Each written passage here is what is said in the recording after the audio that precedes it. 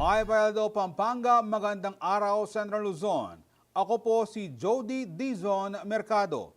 Narito na ang mga malalaking balitang Central Luzon nitong nakaraang linggo. Magkakasunod na patayan sa Pampanga. Nais paimbestigahan ni Senior Deputy Speaker Gonzales. Epekto ng posibleng pagsasara ng Kalangitan Sanitary Landfill, pinaghahandaan ng San Fernando LGU.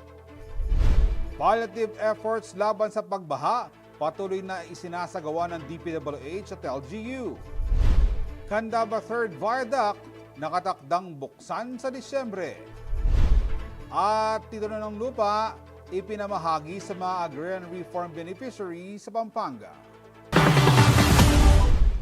Inihayag ni 3rd District Representative Aurelio Dong Gonzales ang kanyang pagkabahala dahil sa sunod-sunod na patayan sa kanyang distrito sa Pampanga.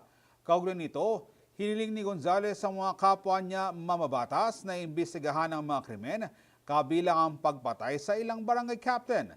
Naghain rin siya ng resolusyon para sa imbestigasyon at agarang aksyon laban sa mga salarin. Ang buong detalye sa report ni Lizan Morten.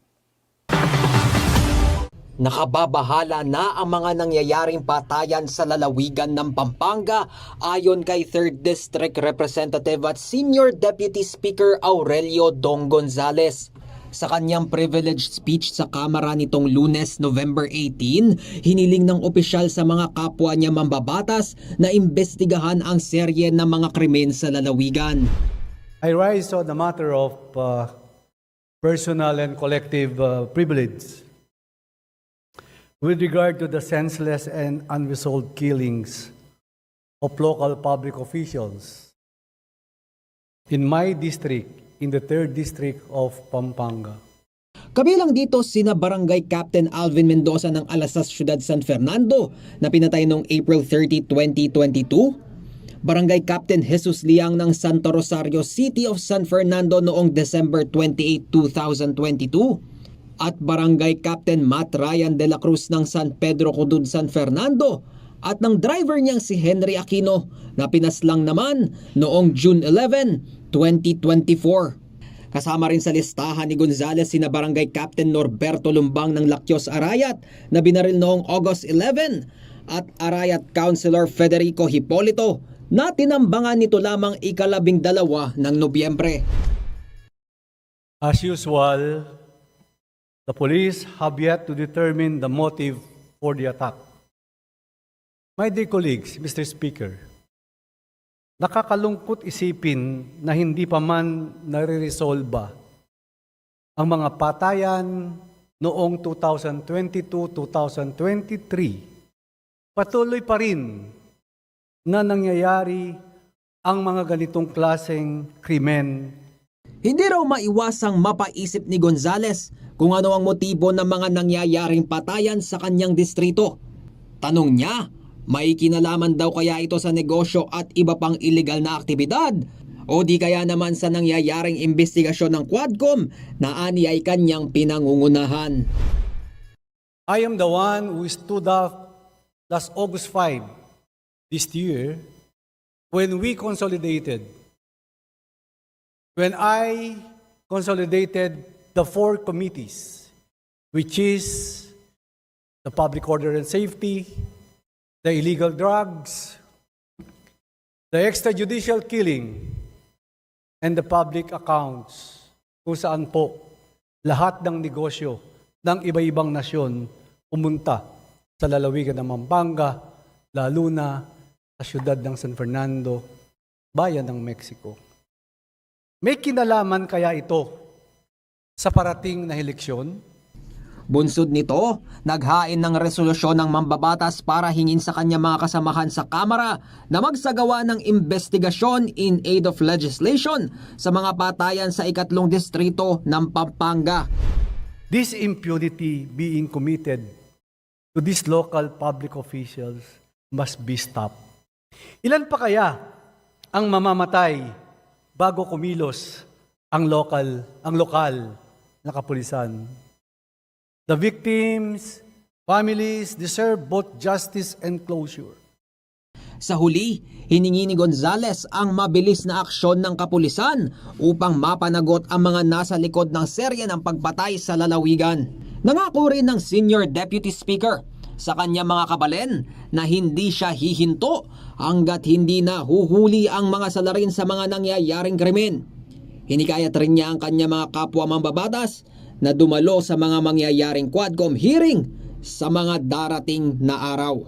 Lizan Morten, CLTV 36 News. 3 katao sa bayan ng Dipakulaw, lalawigan ng Aurora ang kumpirmadong patay bunsod ng pananalasa ng Super Typhoon Pepito. Itong ibinahagi ng Regional Disaster Risk Reduction and Management Council o RDRRMC sa kanilang Situational Report on the Effects of TCS Nika o Phil Pepito noong November 21, 2024. Maliban sa 3 nasawi, 2 katao rin sa munisipalidad ang dilasag sa Aurora pa rin ang nasugatan sa kasagsagan naman ng bagyong Nika. Ayon pa sa RDRMC, 2 katao sa bayan ng Rizal, Nueva Ecija ang nawawala at kasalukuyang pa ring pinaghahanap as of press time. Umabot naman na sa mahigit 12.1 milyon pesos na halaga ng tanim na palay sa Aurora Tarlac ang napinsala ng mga nagdaang bagyo. Bunsod ng mga pinsala, isinailalim na ng provincial government sa state of calamity ang Aurora batay sa rekomendasyon ng PDRMC.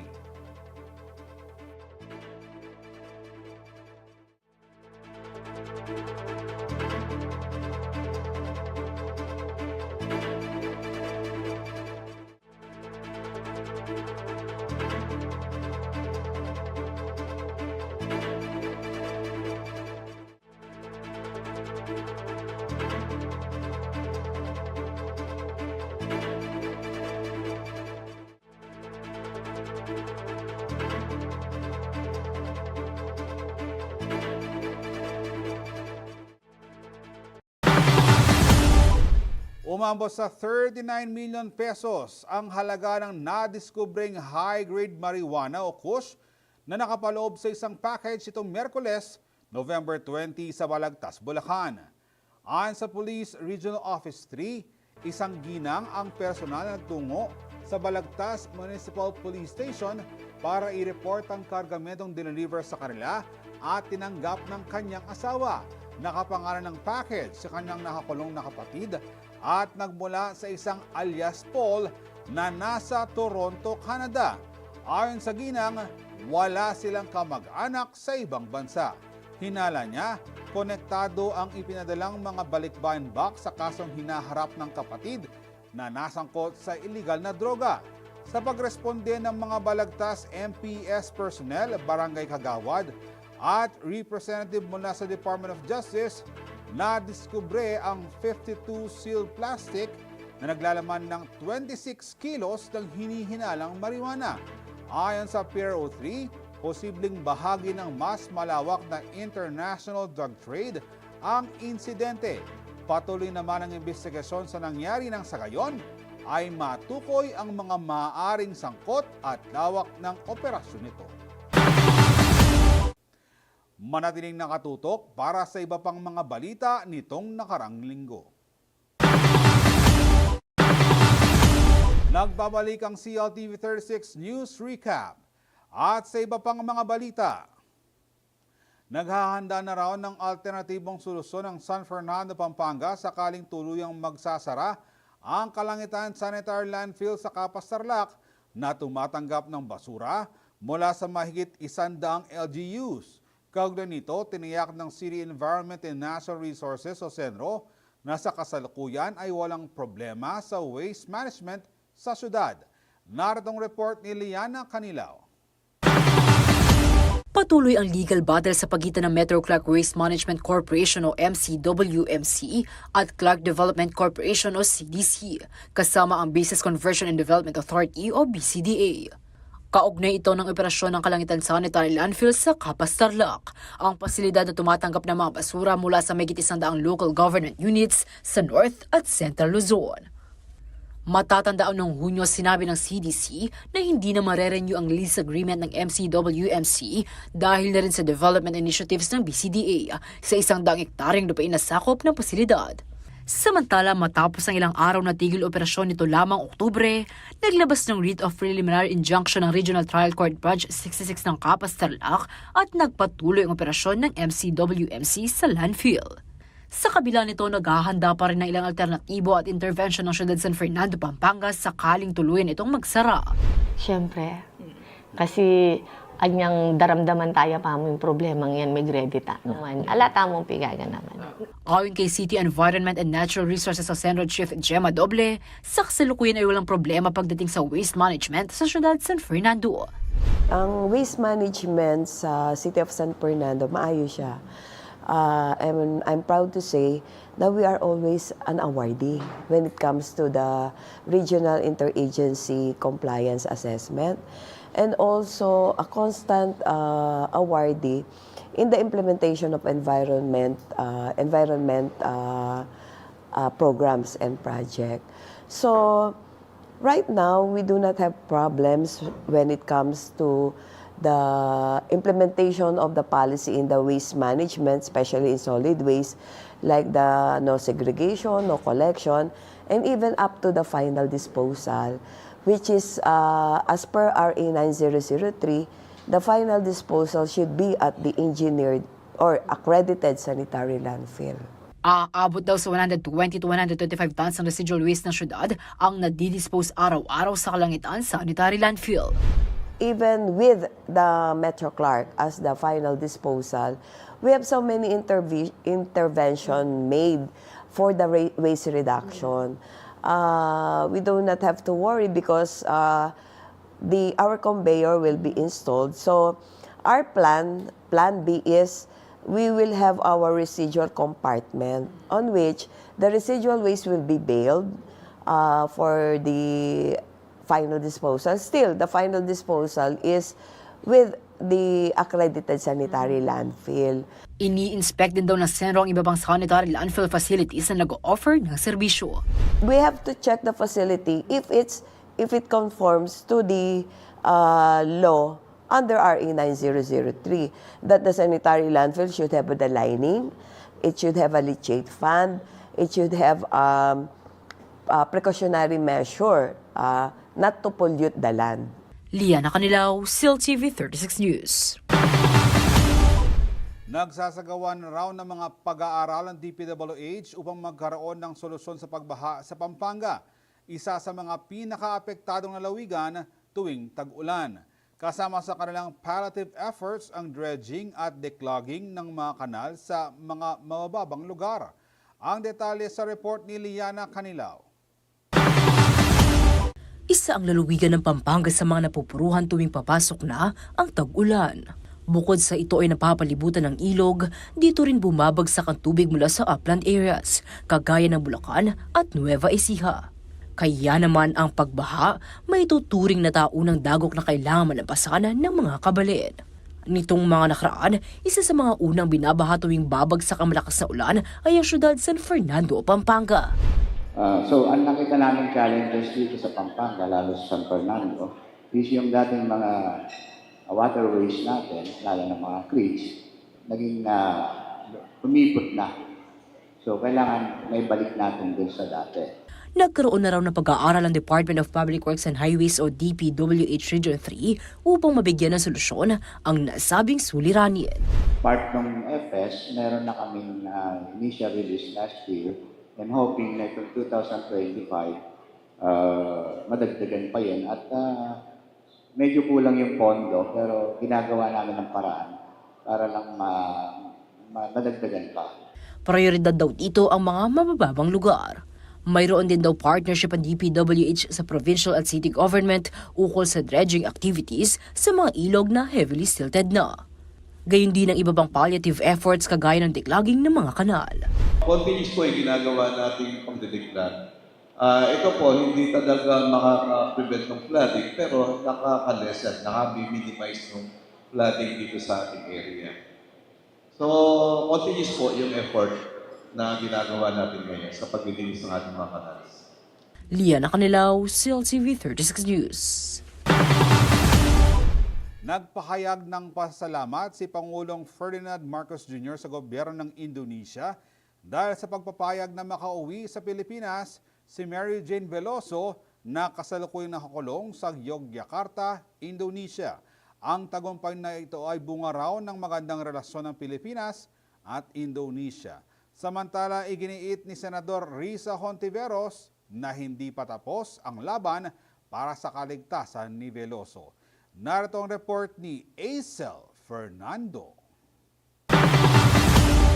Muling inihayag ni Pangulong Ferdinand Marcos Jr.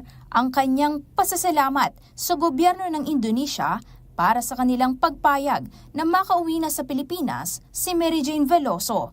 Si Veloso na tubong Cabanatuan City, Nueva Ecija ay nakakulong sa Yogyakarta Correctional Institution. Sa pagbisita ni PBBM sa probinsya ni Veloso para sa groundbreaking ceremony ng isang solar facility ngayong Huwebes, November 21, 2024, sinabi niyang bunga ng magandang relasyon ng Indonesia at Pilipinas ang tagumpay na ito. Mabuti na lang that our relations with Indonesia, our relations with then President Widodo and all of his people, together with our relations now with the new President, President Prabowo, dahil maganda naman ang ating relasyon, nakahanap sila, gumawa sila ng paraan. This is the first time they did this. Gumawa sila ng paraan para, sabi nila, wala naman silang interest na ikulong, wala naman silang interest na execute ang si Mary Jane Veloso. Sa harap ng media, ibinahagi ng Pangulo ang ginawa ng kanyang administrasyon para mailigtas ang ating kababayan na nasa death row. That took a long time. Since I came into office, what we were working on was tanggalin na siya sa death row. Unang-una, to commute her sentence to life. Nung nangyari yun, when we were able to achieve that, we continued to work with them. It was still with the Widodo government at the time, na kung paano, how we will do it para pauwiin. Ayon kay Marcos Jr., aalamin pa ng kanyang administrasyon ang mga susunod na hakbang kaugnay ng repatriation ni Veloso. Samantala, bagamat malaki ang pasasalamat ni Senador Risa Hontiveros sa lahat ng individual at tanggapan na umaksyon para sa pagpapauwi kay Veloso, iginiit naman nito na hindi pa tapos ang laban para sa pagtitiyak ng kanyang kaligtasan laban sa posibleng banta ng mga sindikatong sangkot sa human trafficking at illegal na droga. Dapat bigyan ng mga otoridad ng partikular na pansin ang proteksyon. Proteksyon sa buhay ni Mary Jane. Kung iniligtas natin siya sa parusang bitay sa ibang bansa, dapat maproteksyonan din ang buhay at kaligtasan niya dito sa ating sariling bayan. Taong 2010 nang maaresto si Veloso sa Indonesia matapos makitaan ng 2.6 kilograms ng heroin ang kanyang bagahe, subalit kalaunay na pag-alaman na biktima siya ng human trafficking. Abril ng 2015, nakatakda na sanang i-execute si Veloso sa pamamagitan ng firing squad, subalit napakiusapan ni nooy Pangulong Noynoy Aquino si dating Indonesian President Joko Widodo na ipagpaliban na muna ito. Kasama si Justin Dizon, Aisel Fernando, CLTV 36 News. Manatiling nakatutok para sa iba pang mga balita nitong nakaraang linggo. Nagbabalik ang CLTV 36 News Recap. At sa iba pang mga balita, pinangunahan ni President Ferdinand Marcos Jr. ang pamamahagi ng titulo ng lupa at amnestiya sa mga utang ng mga magsasaka sa Pampanga. Magbabalita si Lizan Morten. Dekada ng balisa si Hansel Galang para sa lupang kanyang sinasaka sa Barangay Maimpis, Siyudad San Fernando, Pampanga. Siya na ang ikatlong henerasyong tagapagmana ng lupang sakahan ng kanyang pamilya. Nababahala siyang isang araw ay bawiin ito ng gobyerno, lalo na't wala siyang formal na katibayang siya ang nagmamay-ari nito. Sa loob ng maraming taon, halos nakapag-partial payment lang po kami, hindi po namin nabayaran ng buo. Tapos nag-interest pa. Kabilang siya sa 28 kapampangan na nakatanggap ng Certificate of Land Ownership o CLOA na magpapatunay na kanila ang lupain na kanilang sinasaka. Kasabay din itong ipinamahagi ang libo-libong Certificate of Condonation with Release of Mortgage o COCROM na magsisilbi namang amnestiya sa utang ng 2,487 na magsasaka sa Pampanga. Wala na po yung agam-agam sa amin na ang lupa ay hindi pa sa amin. Ito po ang nagpapatunay na ang lupa ay sa amin po talaga. Pinangunahan ni Pangulong Ferdinand R. Marcos Jr. nitong Huwebes, November 11 ang pamamahagi ng naturang mga dokumento sa gymnasium ng Don Honorio Ventura State University o DAVSU sa Bacolor, Pampanga. Kasabay nito ang paghihikayat ng Pangulo na suportahan ng sambayan ng Pilipino ang mga magsasaka, yamang sila ang mga pangunahing producer ng pagkain sa buong bansa. Hagi po kami ng 30 CLOA sa 28 Agrarian Reform Beneficiary o ARBs at halos 3,000 COCROM sa kulang-kulang 2,500 benepisyaryo ng reformang pansakahan. Sa kabuuan po, nakakahalaga ng mahigit 206 na milyong piso ng utang ng mga magsasaka ay burado na po, wala nang bisa. Dito inanunsyo ng Pangulo na nasa 206.38 million pesos ang kabuuang halaga ng utang ng mga magsasaka na hindi nasisingilin. Kabilang dito ang amortization, interest at iba pang surcharges. Ito raw ay upang mapaigting pa ang sektor ng agrikultura at mapabuti ang kalagayan ng mga magsasaka sa buong bansa. Sa ilalim ng administrasyong ito, aking nilagdaan ang New Agrarian Emancipation Act na siyang nagpapalaya sa ating mga magsasaka mula sa pagkakautang sa lupang pang-agraryo. Samantala, kinilala din ng Pangulo ang kontribusyon ng Pampanga sa kabuuang pag-unlad ng bansa sa pamamagitan ng mga pangunahing industriya nito na agrikultura, specialty food at food processing. Ang Pampanga rin ang pangunahing tagatustos ng itlog sa Central Luzon at kumakatawan sa 17.7% ng kabuuang produksyon ng itlog sa buong bansa.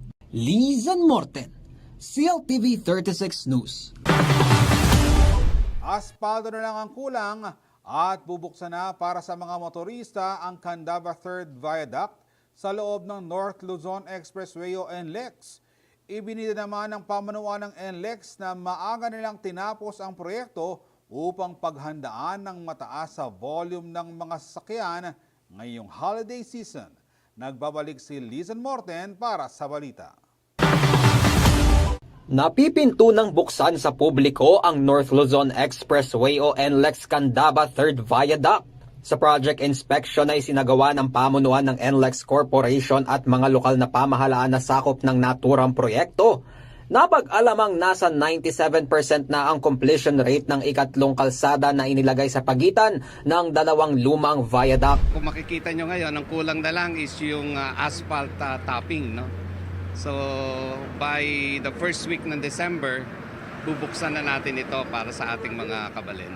Ayon sa President and General Manager ng NLEX Corporation na si J. Luigi Bautista, oras na matapos ang ilang safety inspection ay magagamit na ng mga motorista ngayong taon ang naturang kalsada.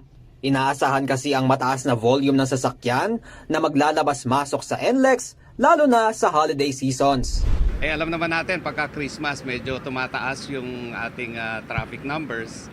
Mga 10% ang increase ng traffic. So tama-tama ito, mapapadaanan na natin. May kabuuang haba na 5.3 kilometers ang Candaba 3rd Viaduct na binubuo ng 1,044 girders o mga pahalang na istrukturang nagsisilbing suporta sa kalsada. Nakapatong naman ang mga ito sa mga crossbeam at poste na itinayo sa pagitan ng mga lumang viaduct ayon sa project manager nito na si Engineer Ray Punzalan. Nasa 9 billion pesos ang pondong inilaan ng NLEX Corporation upang mabuo ang Candaba 3rd Viaduct. June 21 noong nakaraang taon nang isagawa ang groundbreaking ceremony nito. Ang sabi natin, 24 months dapat ito. Seniority natin sa 22 months, pero ang nakakagulat ngayon, natapos natin 18 months. Samantala, una nang inihayag ng pamunuan ng NLEX na nakasalalay sa completion ng Candaba 3rd Viaduct ang planong retrofitting sa 50 taong istruktura sa magkabilang panig nito. Lizen Morten, CLTV 36 News. Inihayag ng Department of Public Works and Highways o DPWH na hindi na ligtas gamitin ang Lazatin at Dolores Flyover dahil sa pagkasira ng istruktura. Bunsod nito, pinag-aaralan na ng ahensya ang pagtatayo ng bagong Dolores Lazatin Flyover na target matapos sa 2029. Ang detalye sa ulat ni Liana Canilao. October 2023 na mapag-alamang hindi naligtas gamitin ang Lazatin at Dolores Flyover sa siyudad San Fernando, Pampanga. Ayon sa Department of Public Works and Highways o DPWH, bunso dito ng natural deterioration ng istruktura na madalas daanan ng mga malalaki at mabibigat na sasakyan. Bilang tugon sa problema, pinag-aaralan na ng DPWH ang proposed Dolores Lazatin Flyover o Viaduct na may habang 1.59 kilometers. Magkoconnect po yung San Fernando Flyover at saka yung Lazatin Flyover. No? Para hindi na siya parang mag-aano siya. Ang estimated cost niya is 3.32 billion, not yet funded. Ang total length niya is 1.59 kilometers. So, pinasok din ito sa ODA. Pinasok din ito sa ODA. So, ongoing na ngayon yung uulitin kasi yung mga study. Then, papunta na sa detailed engineering design. Ayon pa sa DPWH, target nila matapos ang Dolores Lazatin Flyover sa taong 2029. Liana Canilao, CLTV 36 News. Manatiling nakatutok para sa iba pang mga balita nitong nakaraang linggo. Nagbabalik ang CLTV 36 News Recap. At sa iba pang mga balita, binigyang pagkilala ng Department of Agriculture Region 3 ang top 3 best gulayan sa barangay implementers at high-value crops achievers. Malaking tulong raw sa food security ang pagpapahalaga sa dalawang programa. Para sa buong detalye, naritong report. Bilang pagbibigay-pugay sa kausayan, dedikasyon at sipag ng mga barangay sa pagpapalakas ng agrikultura sa kanilang komunidad, kinilala ng Department of Agriculture Region 3 ang mga best gulayan sa barangay o GSB implementers sa Central Luzon ngayong Huwebes, November 21. Ang GSB ay programa ng Department of Agriculture na nagsusulong ng pagtatanim sa bawat barangay at pamamahagi ng mga ani sa mga naninirahan dito. So bali ang layunin ng proyektong ito ay para matulungan natin yung mga bawat barangay sa isang munisipyo na maging self-sufficient sila sa pagkain. At maging sa ganon, hindi na sila kailangan lumayo, meron na silang mga pagkukuhanan ng mga gulay within the locality. Ayon kay Attorney Joycel R. Panlilio, Assistant Secretary para sa High Value Crops, Intellectual Property at sa gipsaka ng Department of Agriculture, malaking tulong ang gulayan sa barangay hindi lamang sa seguridad sa pagkain, kundi pati na rin sa nutrisyon. Sila na po mismo sa sarili nilang barangay ang nagpo-provide ng fresh and healthy vegetables. Hindi na po ito lumalayo pa sa kanila. So, mas mura po ito, mas masustansya, dahil hindi na po siya nagta-travel palabas po ng barangay. Tinanghal na Best Gulayan sa Barangay 2024 ang Barangay Kalantipay, Baliwag City, Bulacan sa pangunguna ng kanilang barangay captain na si Cecilia Tolentino. Ang sekreto ng kanilang pagkapanalo, ang full support ng kanilang pamayanan, gayon din ang pagre-recycle ng mga basura upang gamitin sa kanilang GSB. Nagtulong-tulong po kami kung paano namin ma-achieve itong aming natanggap na karangalan. Inumpisahan po namin sa pangunguhan ng mga use material. Ngayon naisipan po namin yung mga bote ng Wilkins kung paano po namin gagamitin na taniman ng halaman. Second place naman ang Barangay Mukdol, Tipaculo, Aurora at sinundan ito ng Barangay Imelda Valley, Palayan City, Nueva Ecija. Nabigyan din ng special awards ang ibang mga barangay para sa kanilang mga inobasyon sa nasabing proyekto gaya ng Best Innovations with Recycled Materials, Best Craft Museum, Best Community Pantry at marami pang iba. Samantala, pinarangalan din ng mga high-value crafts o HVC achievers dahil sa kanilang inobasyon at dedikasyon na nagbigay ng malaking tulong sa pagpapaigting ng seguridad sa pagkain, pagpapalawak ng kaalaman sa agrikultura at pagpapaunlad ng kabuhayan ng mga magsasaka. Nakatanggap ng cash prizes, plaque, trophies at certificates ang mga nanalo. Ashley Punzalan, CLTV 36 News. Hinihikayat ngayon ng lahat ng ahensya ng pamahalaan na iwasan ang marangyang pagdiriwang ngayong Pasko alinsunod sa panawagan ni Pangulong Ferdinand Marcos Jr. na inilabas ng Presidential Communications Office o PCO nitong Martes, November 19. Ang hakbang na ito ay bilang pakikisa sa mga Pilipinong nagdadalamhati sa pagkawala ng kanilang mahal sa buhay, kabuhayan at tahanan dulot ng sunod-sunod na bagyong tumama sa bansa. Makasadya na nakanuring lantern makers na ring balang barangay kay Ciudad San Fernando para king pekan tabayan ng Giant Lantern Festival 2024. Asahan kanuing mas exciting ang nagligan nga ning banwa uling mas masanting, ampong mas makuling showcase ang marapat karing balang iganting parul. Aying report ng Liana Canilaw. Makapamyetula ka rin sablang tumagon ang pumanalbi at auli ing titulong Grand Champion. Iniing nasa daring apulong barangay ang makiligligan king peka pamoso ang pong peka masayang selebrasyon king Ciudad San Fernando, Pampanga, ing Giant Lantern Festival. King pamamisita ka rin lantern makers a penimuna na ning Barangay Accreditation and Regulatory Committee o BARC inyang Martes, November 19. Akita alampat na ing pamagobra ang pompamag sa Jagagawan da, kambering opisyalis ning karen ng barangay, ampo ing kanya-kanyarang grupo. Actually po, second time minam para mag-check ka rin parol nung nanuno sitwasyon. Pero more or less, halos sa tsuta na po keng 70 to 80% dahil makaprepare no rin kakatamong lantern makers. Ngayon banwa pa si Baylang Mipulub entry ding Barangay Quete Ciudad, Kayabe ing Bulaon, Kalulot, Del Pilar, Dolores, San Jose, San Juan, San Nicolas, Santa Lucia, Santo Niño at De La Bastagan. Asaan mo naman kanon ing mas exciting aligligan ngayon 2024, uling mas masanting ampong mas makulay ing showcase ang marapad karing balang iganting parol. Kami BNE relate ang first tranche, itang 50% is 200,000. Then kaya mag-check kami po ngayon para akit nila nanuno yung accomplishment report para po by next week i-BME nila naman rin ang karagdagang 200,000 para mabuuya po yung 400,000. Then maliban po kanita yung Firefly dahil yung lighting partner tamo last year and this year, mamiyala lang additional bulbs. Then, anyapin po sa asabi mi na mas masanting niya at mas preparado la po rin lantern makers, etala po linimit keng design. Samantala, marapat siya kay December 14 in Giant Lantern Competition king Robinson Star Mills, Pampanga. Kay ba't nanita i-display dala ring iganting parol para king nightly exhibition, ang gana king January 1, 2025. Para ka rin makapunta kang venue, kung gaga na kauling may palagayan namang live ini, king CLTV 36 at king kaya kaming social media platforms. Malapit na po in Giant Lantern Festival, kaya pong December 14, Sabado ya po kay Robinson Star Mill, Pampanga.